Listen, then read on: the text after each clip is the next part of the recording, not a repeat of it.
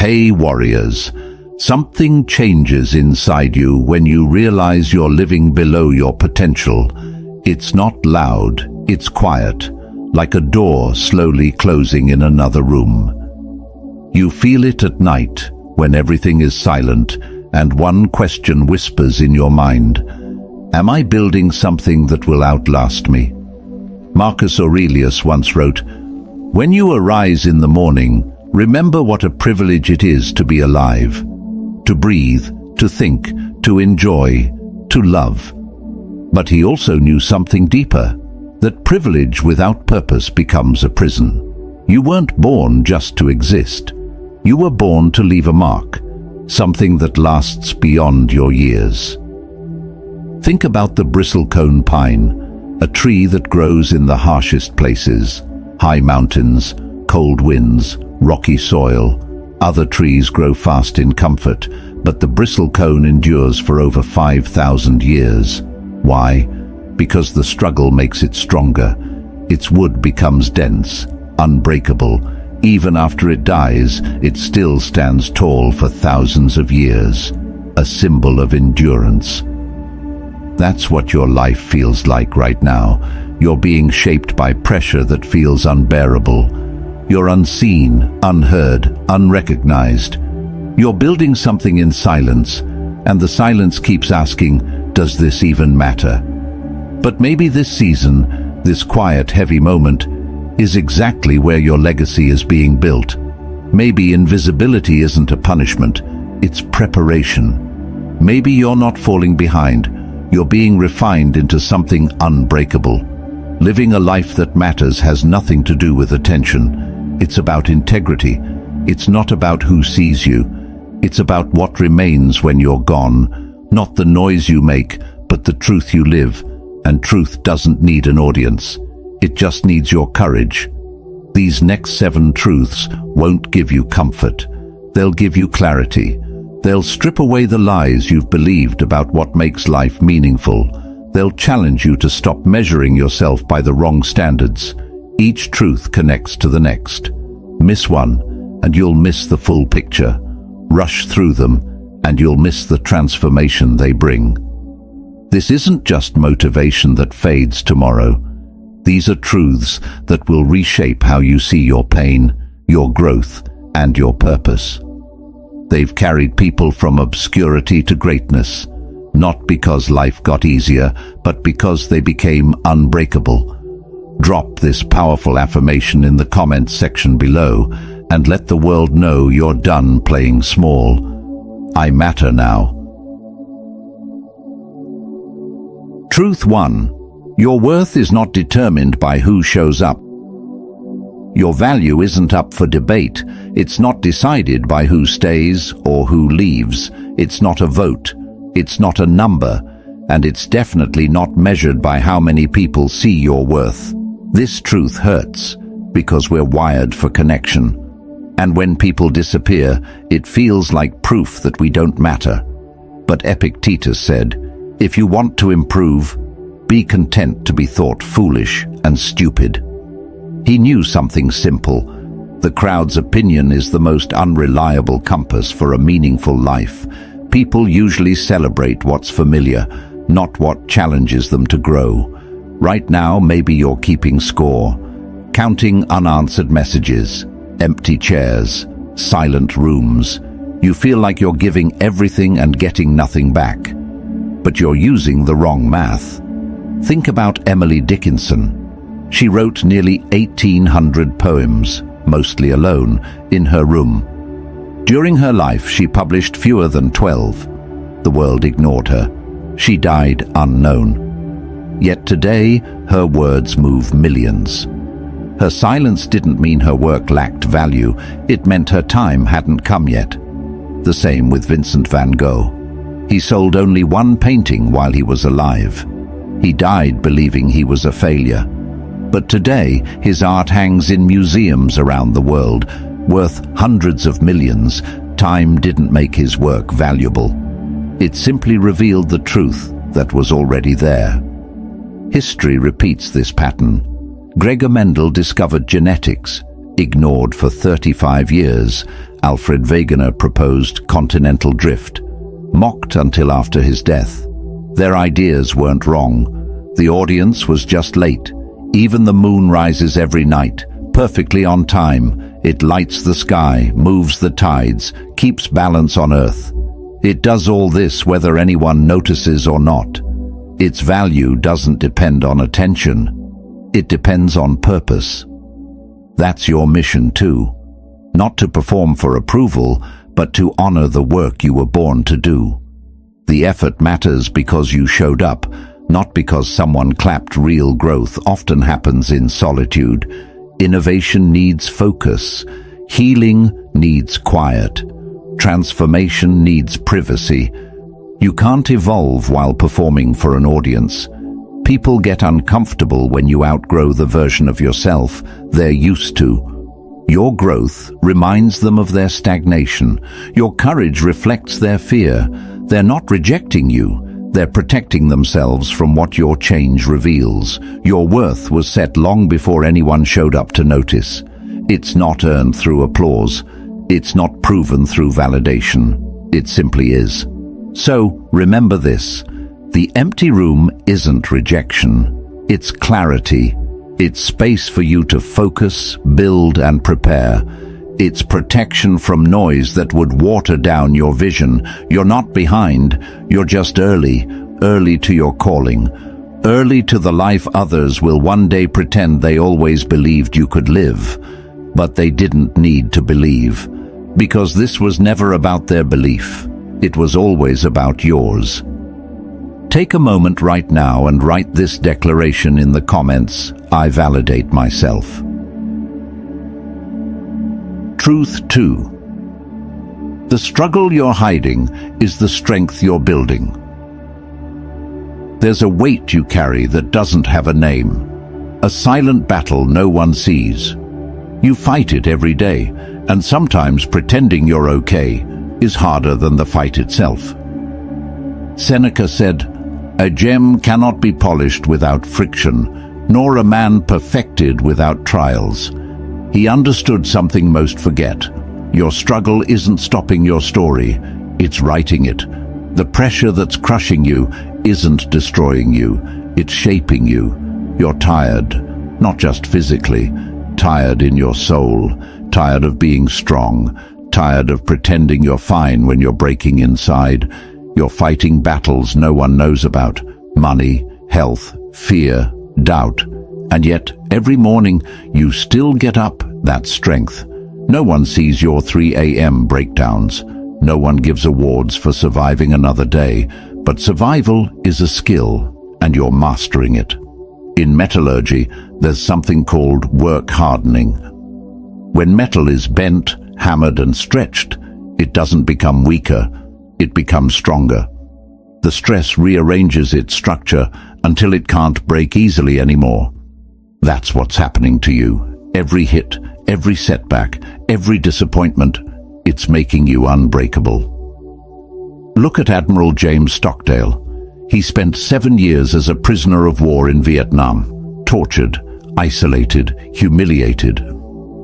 When asked who didn't survive, he said, "The optimists, the ones who kept saying, 'We'll be out by Christmas.' When Christmas came and went, their hope collapsed. But Stockdale survived because he accepted the brutal truth of his situation and still believed he'd make it in the end. That balance between reality and faith became known as the Stockdale paradox, facing pain without losing belief. That's how diamonds are made, pressure without breaking. You might think others have it easier. You're wrong. Everyone's fighting something you can't see. The difference is, you're still moving forward. You're still showing up. And that's what separates strength from collapse. Think about creatures in the Mariana Trench, living under pressure that would crush almost anything. Yet they don't just survive, they thrive.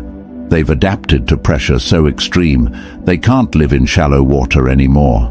That's you. You're adapting, evolving, becoming someone who can handle what would destroy others. Stop apologizing for your struggle. It's not weakness. It's proof you're still in the fight. Easy lives make fragile people, but you're being built for purpose, a purpose that requires this level of strength. When struggle whispers, "You're not strong enough," remember, strength isn't the absence of pain. It's what remains after pain has taken everything, and you're still standing, still breathing, still trying. Write these words in the comments and own your warrior spirit.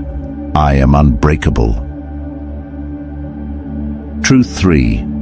Purpose doesn't wait for perfect. It starts with present. You've been waiting for the right moment, the day when everything feels aligned, when you're ready, confident, qualified. But that day never comes. It's a mirage that keeps moving the closer you get. Marcus Aurelius said, "Waste no more time arguing what a good man should be one." He knew purpose doesn't start when life's perfect. It starts when you stop waiting. You're trapped in the gap between who you are and who you think you need to be, and that gap is stealing your life. You keep saying, "I'll start when I'm ready." But readiness never comes. Fear doesn't disappear. It just learns to walk beside you. You're waiting for the right credentials, for confidence, for time, for someone to tell you it's okay to begin. But perfection is just fear, pretending to be preparation. Think about a river. It doesn't wait until it's powerful to reach the ocean. It starts small, a trickle, almost invisible. But by moving, by flowing, it shapes canyons, valleys, entire landscapes. It changes the world not by waiting, but by starting. Your purpose works the same way.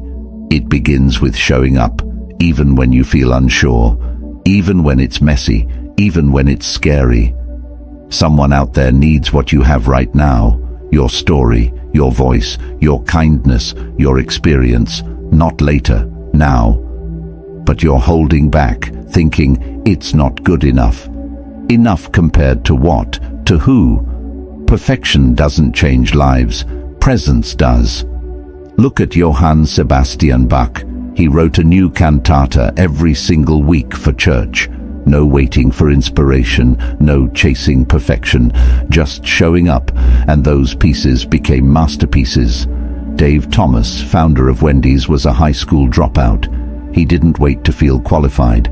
He started where he was, learned by doing, and built something lasting. He got his diploma at 61, not for success, but to inspire others. Every person who's ever made a difference started scared and imperfect. Like a seed breaking open underground, it doesn't wait for perfect conditions. It just grows, through darkness, through cold, through uncertainty. It breaks apart before it rises. That's what starting looks like. Breaking open before you see the light, choosing to move even when you can't see the outcome.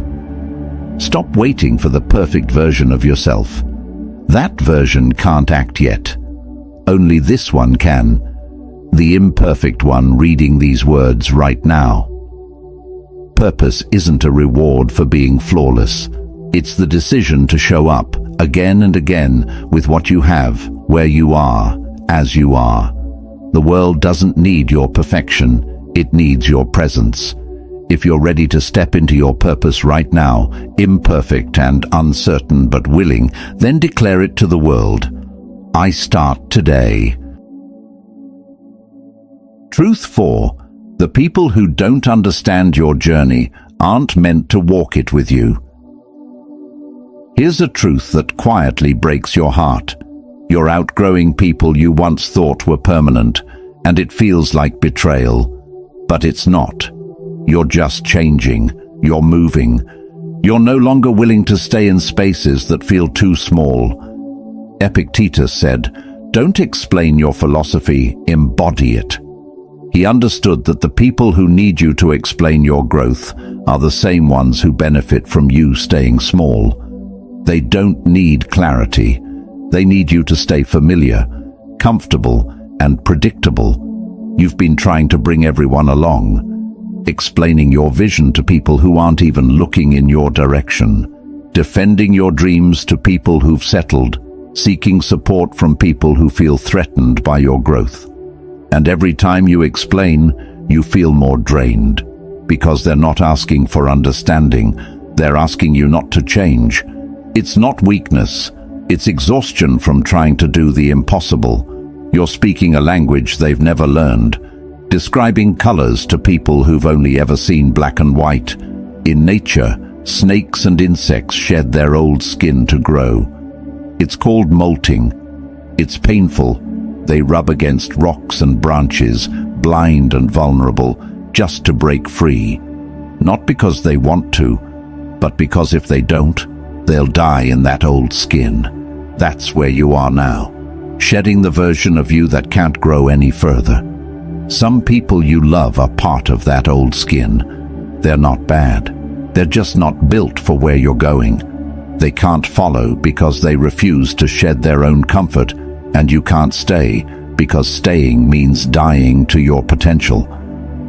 The hardest part isn't losing them. It's the guilt, the fear that choosing yourself means betraying them. But growth isn't betrayal, it's truth. Some people were meant to teach you, not travel with you. Think about salmon. They swim upstream alone. The companions from the ocean can't follow. They weren't built for that current.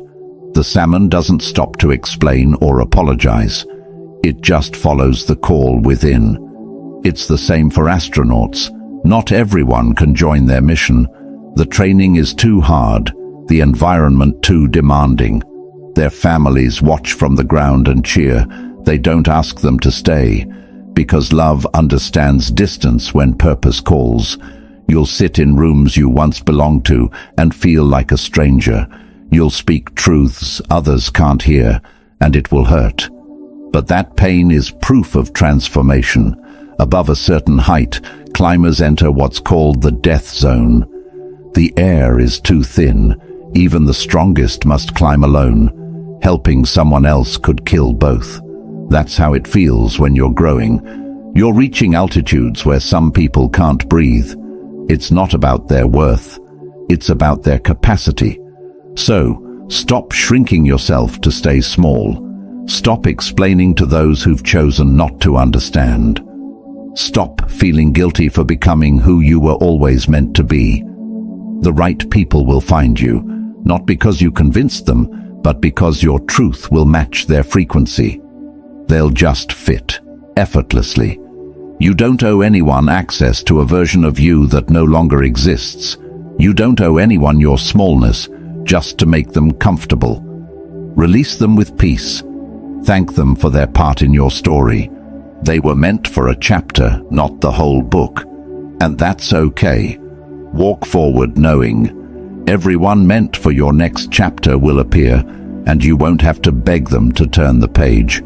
Show yourself that commitment by typing these liberating words in the comments. I choose growth. Truth 5. Your scars are your credentials. You've been hiding what gives you real power, your scars.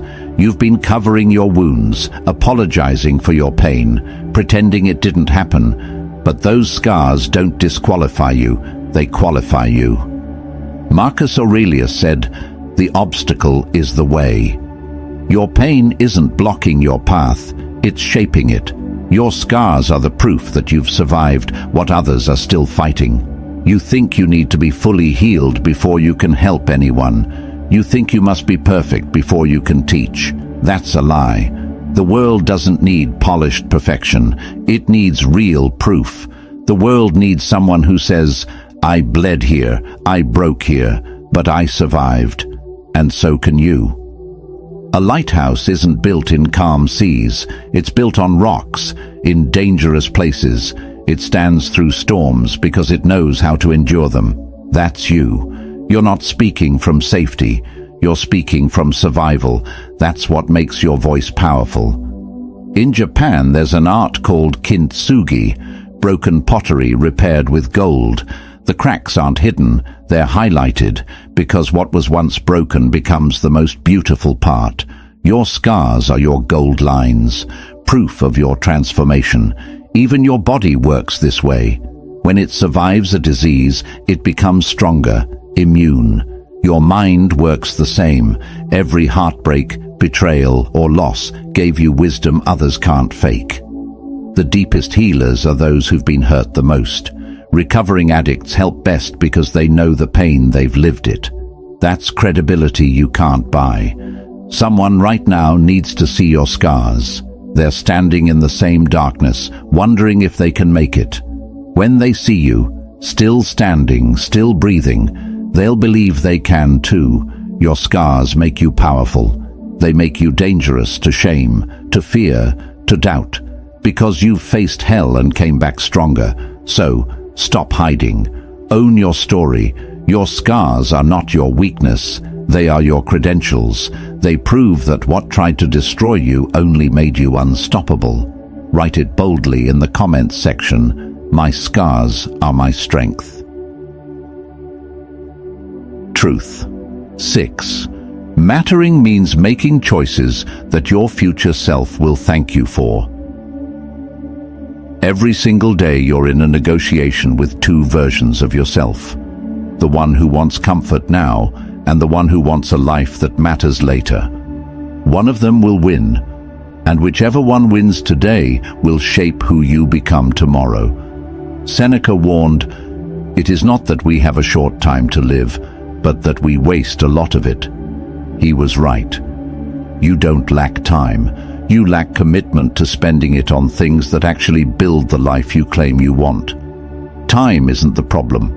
How you're investing it is. Right now, in this exact moment, you're making a choice. Maybe it feels small, maybe it feels invisible, but it's not. Every choice is a brick, and you're either building a palace or constructing a prison.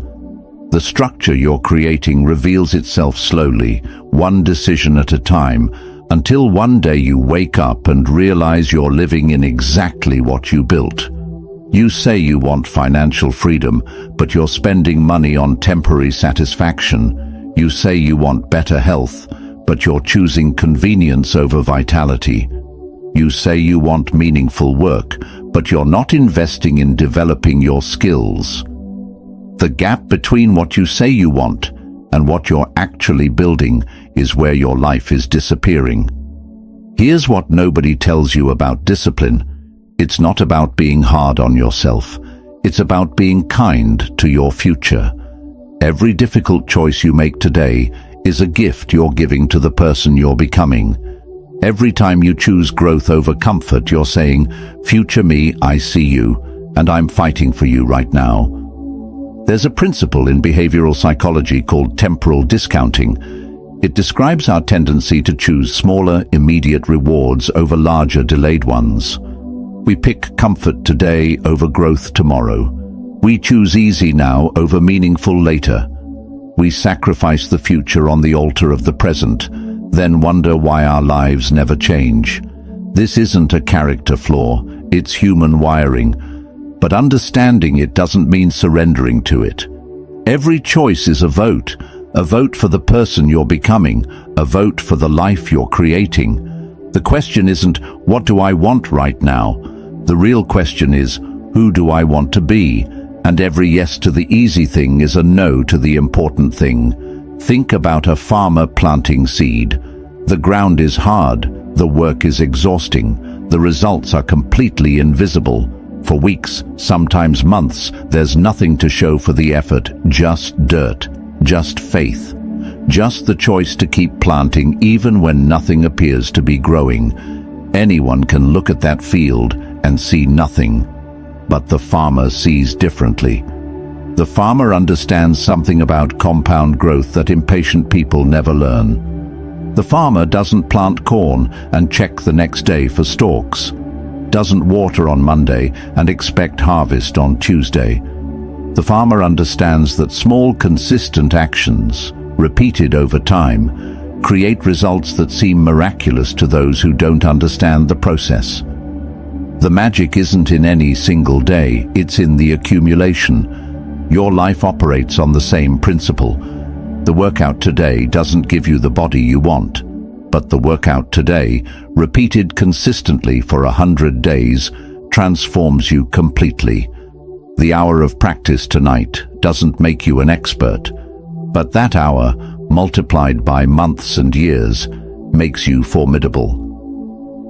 The difficult conversation today doesn't heal the relationship, but the pattern of honest communication, sustained over time, builds something unbreakable. Consider the construction of medieval cathedrals. These massive structures took generations to complete. The master mason who laid the first stone knew he would never see the finished building. He was making choices for a completion he would never witness. Yet he made those choices with precision, with care, with attention to detail, because he understood he wasn't building for himself. He was building for those who would come after, for a legacy that would outlast him by centuries. That's the mentality you need. You're not just making choices for today, you're building a legacy, creating a structure that will either shelter or imprison future you. Every decision either strengthens the foundation or creates cracks that will widen with time. Think about credit. Not financial credit, but the credit you're building with yourself. Every time you keep a promise to yourself, you make a deposit. Every time you follow through on what you said you'd do, you build trust with the most important person in your life, you. And every time you break a promise to yourself, every time you choose the easy path after swearing you'd take the hard one, you make a withdrawal. Do that enough times, and you go bankrupt. You stop believing your own commitments, because history has taught you that you don't keep them. But the opposite is also true. When you start keeping promises to yourself, even small ones, you build compound interest. You develop self-trust. You become someone who does what they say they'll do, and that identity, that self-concept of being reliable to yourself, becomes a force multiplier for everything else you attempt. Warren Buffett became one of the wealthiest people in history, not through spectacular wins, but through consistent, patient, disciplined choices made over decades. He understood compound interest. He understood that small percentages, accumulated over long periods, create exponential results. He made choices in his 20s and 30s that his 70-year-old self benefited from enormously. Not exciting choices, not glamorous choices, just consistent, disciplined, future-focused choices. You want a life that matters? Then act like it. Wake up when you said you would, not when it feels convenient. Do the work you committed to, not the work that's easy. Have the conversations you've been avoiding. Take the steps that scare you. Choose discipline when every fiber of your being wants to drift. Because one day, maybe not today, maybe not next month, but one day you'll wake up and the harvest will have come. The life you wanted will be the life you're living, and it won't have happened by accident or luck. It will have happened because you made choices. Difficult choices, unpopular choices, uncomfortable choices that your past self made specifically for your present self. Every single night before you sleep, ask yourself this question: did I make choices today that my future self will thank me for? Not choices that felt good, not choices that were easy. Choices that move you toward the life you actually want, instead of keeping you comfortable in the life you're trying to escape. Stop negotiating with yourself. Stop bargaining with your potential. Stop choosing temporary comfort that creates permanent regret. Your future is being constructed right now, not someday. Right now, this moment, this choice, this decision, and the architect is you. So, build something worth living in. Number 7. You don't need permission to matter. You need conviction. This is it, the final truth, the one that either sets you free or keeps you caged forever. Everything else we've discussed leads to this moment, this choice, this recognition. You are waiting for someone to tell you it's your turn, to give you permission, to validate that you're allowed to take up space, speak up, step forward, and matter. But that permission will never come, not because you don't deserve it, but because it was never required in the first place. Marcus Aurelius, who commanded the most powerful empire on earth, wrote, "You have power over your mind, not outside events. Realize this, and you will find strength." He ruled nations and still understood. The only permission that actually matters is the permission you give yourself. Everything else is negotiation with illusions, but you're living like you need approval, like your worth is pending someone else's signature, like you can't matter until someone else decides you can. And while you wait, your life is evaporating, your gifts are gathering dust, your purpose sits there, patient, but wondering when you'll finally claim it. You're waiting for your employer to recognize your value, for your family to believe in you, for society to validate you, for circumstances to align perfectly, for the universe to send an unmistakable sign. But the sign has already been sent. It's written in the restlessness you feel, in the dreams that won't leave you alone, in the voice inside that refuses to stay silent, no matter how much you try to quiet it. Permission is a cage disguised as protection. It feels safe to wait, to ask, to defer. Because if you fail after getting permission, it's not entirely your fault. You were following instructions, following the approved path. But if you fail after giving yourself permission, that's terrifying. That means you're fully responsible. And responsibility is what you've been avoiding. But responsibility is exactly what you need, not someone else's approval, not external validation, not the world's blessing. You need to look yourself in the mirror and say, "I matter," not because anyone said so, but because I exist, and I'm done waiting for permission to live like it. Every person who fundamentally changed history did so without permission. They didn't wait for the world to be ready. They forced the world to deal with them being ready. They didn't ask if they were allowed. They announced that they were here. Rosa Parks didn't have permission to refuse to give up her seat. The law explicitly forbade it. Society condemned it. But she had conviction, and conviction doesn't ask. It declares. Martin Luther King didn't have permission to dream of equality. The government opposed him. The establishment fought him, but his conviction was stronger than their resistance. Think about the Wright brothers. They didn't have permission to fly. Prominent scientists had proven mathematically that heavier than air flight was impossible. The establishment said it couldn't be done, but they had conviction. They ignored the experts, trusted their own observations, and changed human history. They didn't wait for academic approval. They built the plane and flew it. Oprah Winfrey didn't have permission to build a media empire. She was told she was the wrong gender, wrong race, wrong background. She was fired from an early television job for being unfit for TV. But she had conviction about her voice and her vision. She didn't wait for the industry to give her permission. She created her own platform and became one of the most influential people on the planet. Think about water accumulating behind a dam. It doesn't ask permission to break through. It doesn't wait for approval. It builds pressure. It accumulates force. And when the pressure becomes great enough, it breaks through.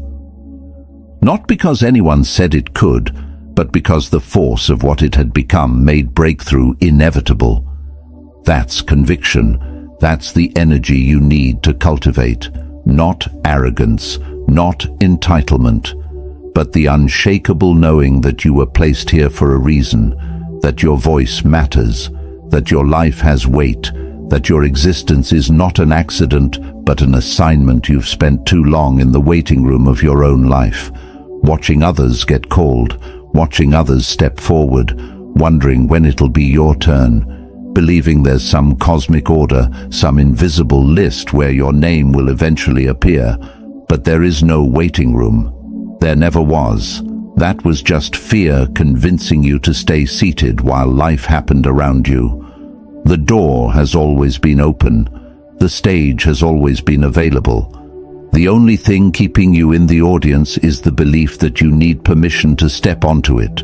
But you don't. You never did. Think about a lion in the wild. It doesn't ask permission to be king of its domain. It doesn't wait for other animals to vote on its status. It doesn't seek validation before acting with authority. It simply is what it is. Its conviction about its own nature is absolute. It doesn't second guess, doesn't apologize, doesn't wait. It moves with complete certainty about its right to exist as it is.